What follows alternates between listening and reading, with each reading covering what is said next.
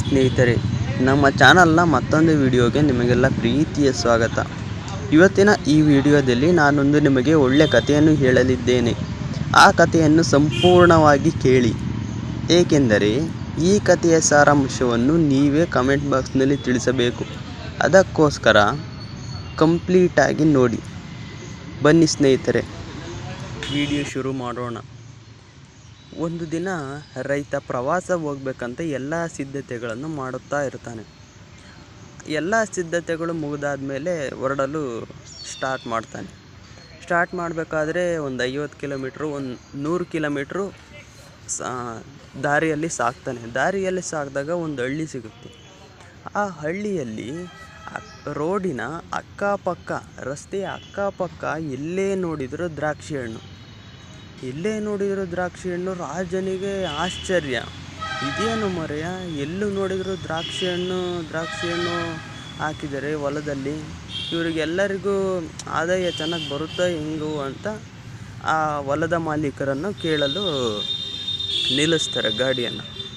ಗಾಡಿಯನ್ನು ನಿಲ್ಲಿಸಿ ಹೊಲದ ಮಾಲೀಕರನ್ನು ಕೇಳ್ತಾರೆ, ಎಲ್ಲ ಚೆನ್ನಾಗಿ ಆಗ್ತಿದೆಯೇನಪ್ಪ, ಎಲ್ಲ ಹೆಂಗಿದೆ ವ್ಯಾಪಾರ, ಅದೆಲ್ಲ ಚೆನ್ನಾಗಿ ನಡೀತಿದೆಯಾ ನಿಮ್ಮದು, ಮತ್ತು ನೀವು ಜೀವನಕ್ಕೆ ಏನು ಮಾಡ್ತೀರಾ, ಎಲ್ಲ ಚೆನ್ನಾಗಿ ನಡೀತಿದೆಯಾ ಅಂತ ಈ ಥರ ವಿಚಾರಿಸ್ತಾರೆ. ಆ ಮಾಲೀಕರಿದ್ದರು, ಇಲ್ಲ ಸ್ವಾಮಿ, ಎಲ್ಲ ಚೆನ್ನಾಗಿ ನಡೀತಾ ಇದೆ ಸ್ವಾಮಿ ಅಂತ ಹೇಳ್ತಾರೆ. ರಾಜ ನಮ್ಮ ಹೊಲದ ಹತ್ರ ಬಂದು ಈ ಥರ ವಿಚಾರಿಸ್ತಾರೆ ಅಂತ ಆ ರೈತರು, ಹೊಲದ ಮಾಲೀಕರು ಇರ್ತಾರಲ್ಲ, ಅವರು ಏನು ಮಾಡ್ತಾರೆ, ಒಂದು ಬುಟ್ಟಿಗಟ್ಟಲೆ ದ್ರಾಕ್ಷಿ ಹಣ್ಣನ್ನು ತಗೊಂಡು ಬಂದು ಕೊಡ್ತಾ ಇರ್ತಾರೆ. ಇನ್ನೊಂದು ಪಕ್ಕದಲ್ಲೇ ಇನ್ನೊಂದು ಹೊಲ ಇರುತ್ತೆ. ಆ ಹೊಲದ ಮಾಲೀಕ ಸುಮ್ಮನೆ ನಿಂತಿರ್ತಾನೆ. ರಾಜ ಬಂದರೂ ಏನು ಕೇರ್ ಮಾಡಲ್ಲ, ಏನಿಲ್ಲ, ಏನು ಹೇಳೋದೇ ಇಲ್ಲ, ದ್ರಾಕ್ಷಿ ಹಣ್ಣು ತಂದು ಕೊಡಲ್ಲ, ಏನಿಲ್ಲ.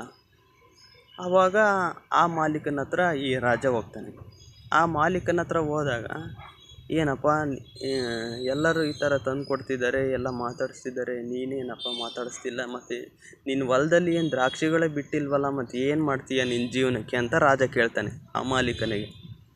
ಆ ಮಾಲೀಕ ಹೇಳ್ತಾನೆ, ಇಲ್ಲ ಸ್ವಾಮಿ, ಇದು ಎಲ್ಲ ಥರದ ದ್ರಾಕ್ಷಿ ಹಣ್ಣು ಥರ ಅಲ್ಲ, ಇದು ವಿಶೇಷವಾದ ದ್ರಾಕ್ಷಿ ಹಣ್ಣು, ಇದು 25 ವರ್ಷಕ್ಕೊಂದ್ಸಲಿ ಫಲ ಕೊಡುತ್ತೆ, ಫಲ ಕೊಟ್ಟರೆ ಒಳ್ಳೆ ಆದಾಯ ಸ್ವಾಮಿ ಅಂತ ಹೇಳ್ತಾನೆ. ಅಂತ ಹೇಳಿದಾಗ ರಾಜನಿಗೆ ಆಶ್ಚರ್ಯ, 25 ವರ್ಷಕ್ಕೆ ಒಂದು ಸಲ ನಿನಗೆ ಫಲ ಕೊಟ್ಟರೆ ನಿನ್ನ ಜೀವನ ಹೆಂಗೆ ನಡೆಸ್ತೀಯಾ 25 ವರ್ಷ ತನಕ ಅಂತ ಈ ಥರ ಎಲ್ಲ ಕೇಳಿದಾಗ, ಇಲ್ಲ ಸ್ವಾಮಿ, ನಡೀತದೆ, ನಾನು 25 ವರ್ಷ ಸಾಕಿದೆ ಅಂದರೆ ಮತ್ತೆ 25 ವರ್ಷ ನಾನು ಬಾಳೋವಷ್ಟು ಹಣ ಸಿಗ್ತದೆ, ಅಷ್ಟು ದುಡ್ಡು ಸಿಗ್ತದೆ ಆ ದ್ರಾಕ್ಷಿಯಿಂದ ಅಂತ ಹೇಳ್ತಾನೆ. ಹೌದಾ, ಹಾಗಾದರೆ ಈಗ ಎಷ್ಟು ವರ್ಷ ಆಗಿದೆಯಪ್ಪ ಅವು ಗಿಡಗಳನ್ನು ಹಾಕಿ ಅಂತ ಹೇಳ್ತಾನೆ. ಇಲ್ಲ ಸ್ವಾಮಿ, ಆವಾಗಲೇ 20 ವರ್ಷ ಆಗಿದೆ, ಇನ್ನು 5 ವರ್ಷ ಆದರೆ ನನಗೆ ಫಲ ಸಿಗುತ್ತೆ ಅಂತ ಹೇಳ್ತಾನೆ.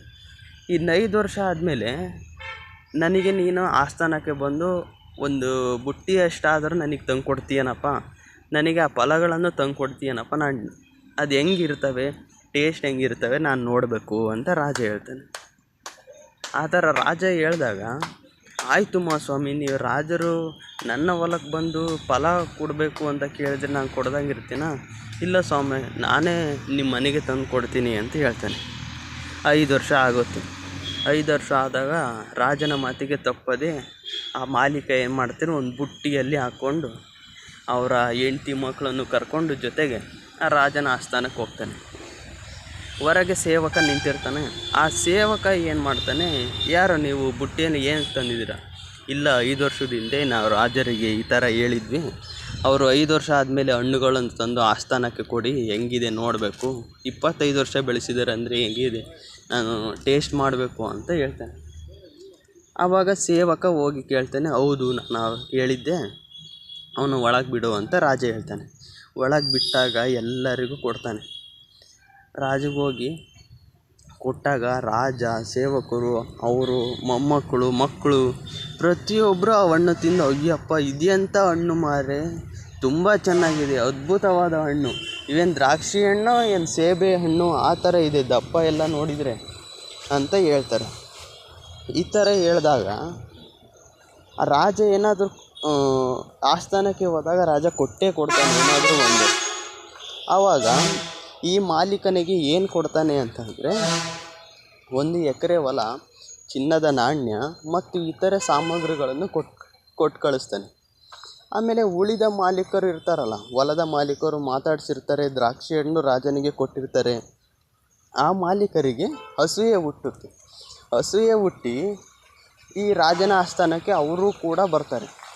ಅವರು ಕೂಡ ಬಂದಾಗ, ಏನು ಸ್ವಾಮಿ, ಅವನಿಗೆ ಮಾತ್ರ ನೀವು 1 ಎಕರೆ ಹೊಲ, ಚಿನ್ನದ ನಾಣ್ಯ ಅವೆಲ್ಲ ಕೊಟ್ಟಿದ್ದೀರ, ನಿಮ್ಮ ಆಸ್ಥಾನದಲ್ಲಿ ನಾವು ಇದ್ದೇವೆ ಅಂತ ಎಲ್ಲ ಕೇಳ್ತಾರೆ. ಕೇಳಿದಾಗ ರಾಜ ಆ ಉಳಿದ ಮಾಲೀಕರಿಗೆ, ಹೊಲದ ಮಾಲೀಕರಿಗೆ ಏನು ಹೇಳಬಹುದು, ಅವನಿಗೆ ಯಾಕೆ ಕೊಟ್ಟೆ, ನಿಮಗೆ ಯಾಕೆ ಕೊಟ್ಟಿಲ್ಲ ಅಂತ ಏನು ಉತ್ತರ ಹೇಳಬಹುದು ಅನ್ನುವುದನ್ನು ನೀವು ಕಮೆಂಟ್ ಬಾಕ್ಸ್ನಲ್ಲಿ ತಿಳಿಸಿ.